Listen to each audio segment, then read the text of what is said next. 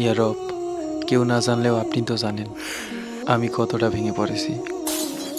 আমার জীবনে একটা বিশ্বস্ত হাত ভীষণ প্রয়োজন, যাকে চোখ বন্ধ করে বিশ্বাস করা যাবে, যে কখনো ছেড়ে যাবে না, যাকে শেষ রাতে তাহাজ্জুদ নামাজে একসাথে কাছে পাওয়া যাবে, যাকে নিয়ে একসঙ্গে আপনার ইবাদত করতে পারবে।